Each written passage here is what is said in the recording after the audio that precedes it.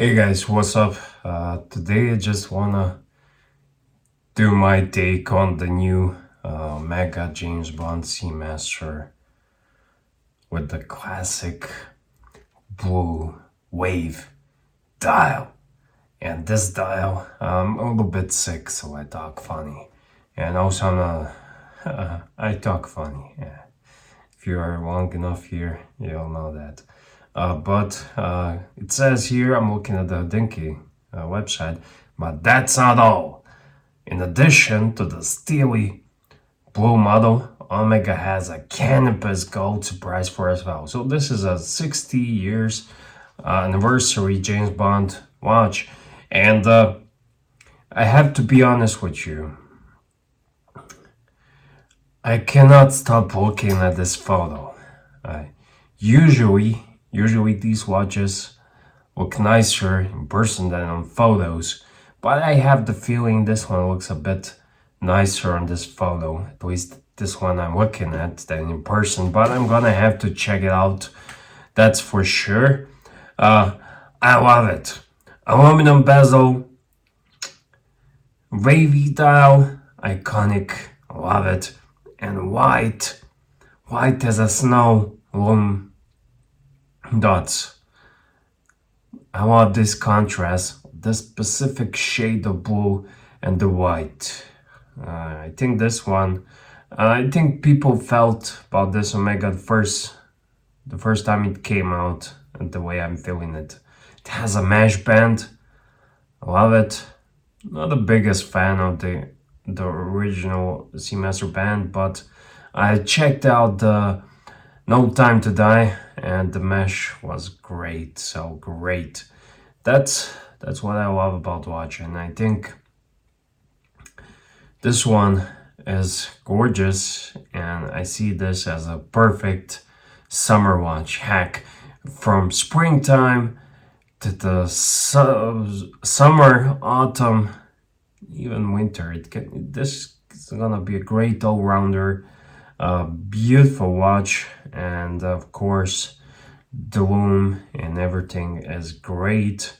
And there's one thing that's a bit cringe-worthy, at least to me, and this is the Caseback.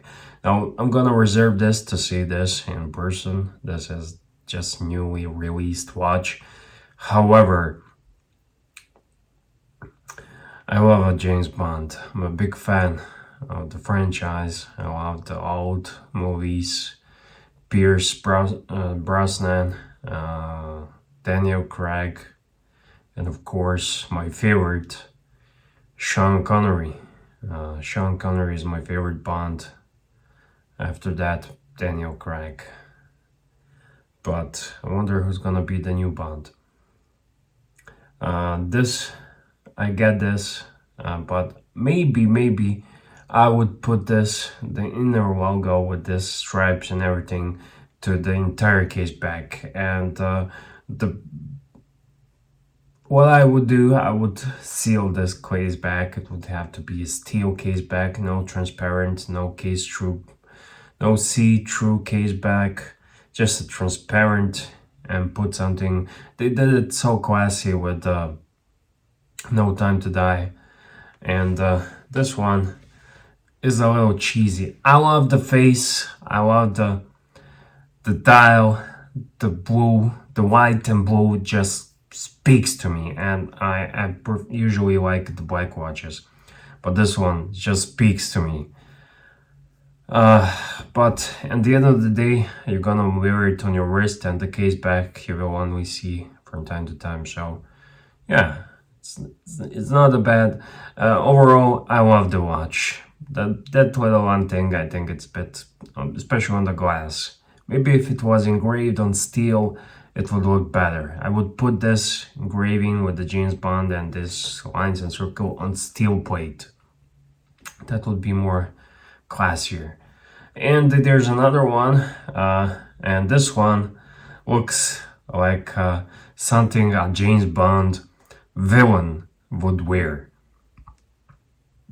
The first time I saw it, and it's more out there, it has diamonds and beautiful, beautiful rainbow color. And to set these stones and to find the exact stones with the colors and everything that match and that perfect transition from the yellow, amber yellow to the green, it's really hard. And I do appreciate that. But overall, I cannot stop the feeling that this is Bond villain watch, and also it's a white gold. So yeah, so you have to decide whether you're Bond villain in life or you're Bond, and which watch to choose.